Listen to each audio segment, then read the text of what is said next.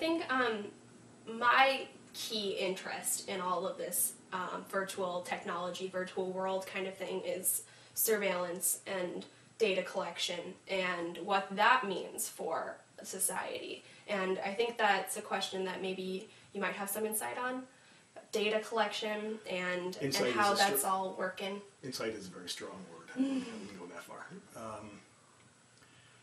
Well, I mean, the first thing, obviously, is that it is changing our notion of what it means to be in public and whether there is a line between public and private. I think in part the concerns about this, which I think I share a little bit less than many of my peers. You know, I tend to be sort of leftish. I'm in Brookline, come on, you know. I'm a Jew in Brookline. I tend to be pretty leftist, and on internet issues to be on that sort of general side. And on that particular issue, I think I'm a little bit more to the center than many of my colleagues. It certainly makes clear that the old idea of what privacy is doesn't really work and never really did. It wasn't really a good description. If you were to ask somebody what they mean by privacy, they'll say probably things that you do when nobody's watching or when you prevent somebody from watching, and that's what privacy is. But it's not, that's really not what privacy ever was. I mean, that's one extreme form of it, but privacy, so you can't think about what's going on the web without sort of remembering that when you're walking down a normal street, a real street, the person next to you as you're walking, just the stranger behind you, may be having a really interesting conversation with whoever she's with. But it doesn't matter how interesting it is. Very few exceptions. You are not permitted to turn around and interrupt that question and acknowledge that you were listening. You shouldn't even actually be listening, right? And if you sort of trail behind them because, oh, that's interesting, and you're going to follow them, and you go out of your way, we have a word for that, and that's eavesdropping. And even if it's not illegal, it's really, you know, you wouldn't get arrested for that. It's still wrong, and everybody knows it. So if the person turned around and said, hey, are you following me?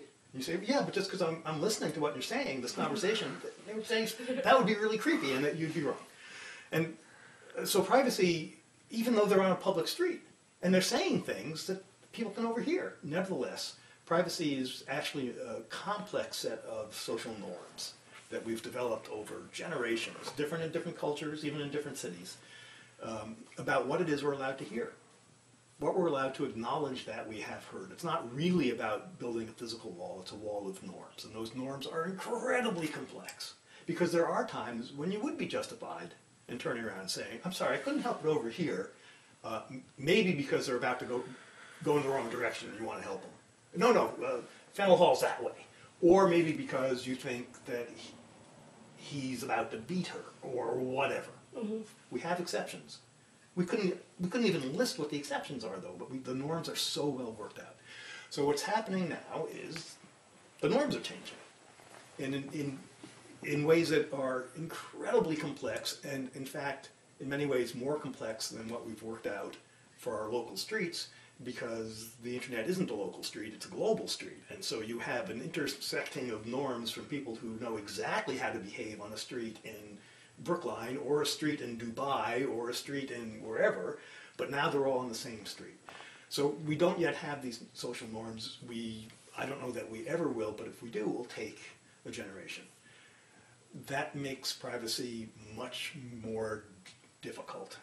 We're going through a difficult transition that may never resolve, and having then to decide on policy issues, how the government should respond, is enormously, it's hopeless actually. It's hopeless that we'll ever get this exactly right. So I've read a little... I can maybe give you shorter answers. Okay. Well, it's all very interesting. A lot of questions pop up in my mind about privacy and about it changing as a value in our society. I mean, on one hand, it's social norms, but it seems to me like privacy has been a central focus of our value system for the past 200 years. And then, you know, the internet comes and it gives us all these wonderful, expedient and efficient ways to interact with our world, and suddenly privacy is, slowly fading out. And a lot of people, when they hear, oh, Google, they capture all my information and, these ads are geared towards me, it might not necessarily concern them, whereas somebody from a previous generation would be very concerned about that sort of thing. Is privacy kind of diminishing, or can it come back? Yes, certainly. So I don't know how to do the quantitative. The lines are shifting, the norms are shifting. There's no question about that. I don't know how to do the quantitative measure. I suppose if you had to guess, you'd say, yeah, sure, it's shifting towards more publicness. But it's very hard to know, for example, kids who share things on Facebook that the world can see that they wouldn't have shared, so that couldn't have shared stuff so the world could see 10 years ago anyway, 15 years ago anyway. Are they sharing stuff with one another that they wouldn't otherwise have shared, and it's just an accident that the world can see? Has their sense of privacy actually shifted that much, even though now the world can see?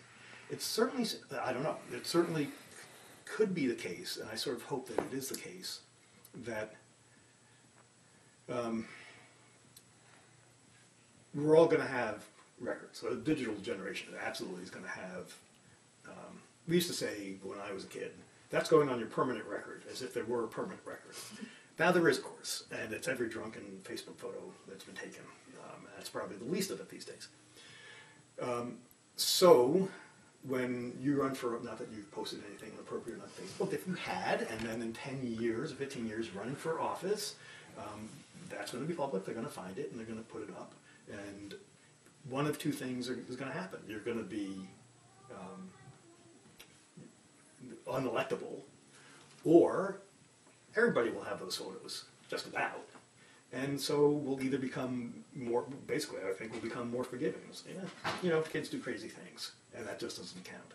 And when your employer, potential employer, Googles you or looks at your Facebook page, either that employer is going to is not going to hire anybody because everybody has embarrassing stuff on the net, or they're going to be forgiving, or we're going to have a new norm that says to a business or to a university that's looking to an applicant pool that says, no, it's just wrong. It's like eavesdropping to go to someone's Facebook page, because that's not for you. That's for their friends. That's what it's for. And sure, you can, but you could also trail behind the person and listen to what they're saying on the street, and that's eavesdropping.